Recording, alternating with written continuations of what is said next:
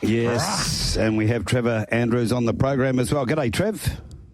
Afternoon, guys. How we doing? We're doing well. Yourself? You all fed up and feet up on the dash, watching the races from Belmont? Yep. All relaxed, having a quiet beer, and yep, all good. Okay. All the punters want to know, how's your filly, Luana Miss? She's $1.95 for the Placid Ark Stakes on Saturday. I see that. They've got her very short. I hope you're right. Yeah. Yes. She's good. She's really good. She come through her last run in very good order. She had a nice little maintenance gallop yesterday, and she's very well in herself. So, very pleased with her. What did you make of the last start? It was a great win. Just sat outside and did it quite easy at the time. Yeah, it was pretty impressive. She probably found the front a little bit too soon, but and sort of stargazed a bit. But no, she was certainly impressive that day. She's always showed us plenty. She's got high peak speed and a great turn of foot. So really pleased with that. Barrier draw looks pretty good as well. Barrier 5. Yeah, it's ideal. Yep. She's the sort of filly that we sort of don't ride too positively. There's a lot of speed in it. So if she can just sort of have the similar run to last time, hopefully be 3 pairs back, 1 off, and then sort of getting clear air. That's the main thing with her. She just needs clear air and galloping room. That'd be ideal, I'd say. She does look an over big filly. I've never seen her live, Trev, but she looks to have a devastating turn of foot. How long is that sprint for? Can she maintain a good high-speed gallop? Well, she's quite a little petite filly. We don't sort of put it to the sword too much on the track. We know she can go fast, but, at that right end of the race, she's got really good high peak speed and a really good turn of foot, so it's about sort of chiming in at the right time, and that's what sort of probably makes her a bit better than most. And the gallop, you said the maintenance gallop, that was today or yesterday, was it? Yesterday? Yesterday morning, on the Ascot grass. We don't sort of tax her too much. She can get a bit keen in company, so she just followed Magnus Choice around. There was probably 200 metres in between them, just so that she's got something to follow, and she relaxed really well, and she worked up strongly the last 400. And Sean O'Donnell rode her, and he come in and said, no, she felt super, and he was quite pleased with that. So good. He said it was a very similar gallop to a previous gallop prior to winning. So that's what we tried to replicate. Marty mentions the Barrier 5. Very happy with that, as you said. Do you do much looking into the map and how it could pan out for you? I've got 19 partners in this course, all that know more than me. So I'm not short of advice. So I've got speed maps. I've got all sorts. 19 doctors, different speed lawyers, maps. butchers, bakers, candlestick makers.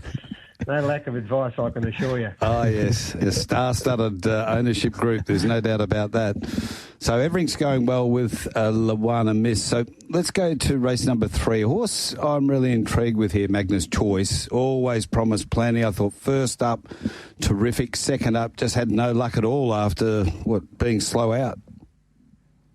Yeah, just slow away, and the trip I thought was a little bit short for him anyway, so he lacked sharpness and was sort of full of running going through the line.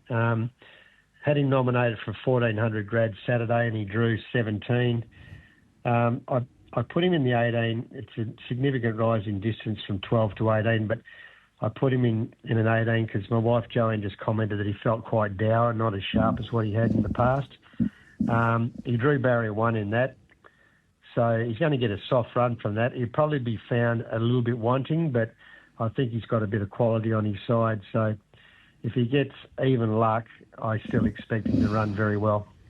So he had that good initial season and then came back, only had the one run, went 3rd to 6-inch heels. What happened after that? Just felt his knees a bit, was a little bit scratchy in his action. So we x-rayed him and did a bone scan, and he just had a lot of remodelling going on, what they call bone bruising. So we just stopped on him and let the inflammation and all that settle down, and And then since then, his knees have been good. We've had no issues with them. Touch wood. So yeah, hopefully we can get a good few runs out of him this time round. So your thoughts are this 1,800 metres, soft run, 3-back, 4-back fence and improve from there sort of thing. And then what's the plan after this if it all goes to plan?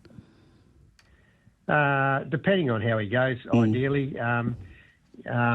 Whether he gets further or not remains to be seen, but we'll just get past Saturday. I mean, it's a bit of an ask stepping from 12 to 18, but he's done plenty of work.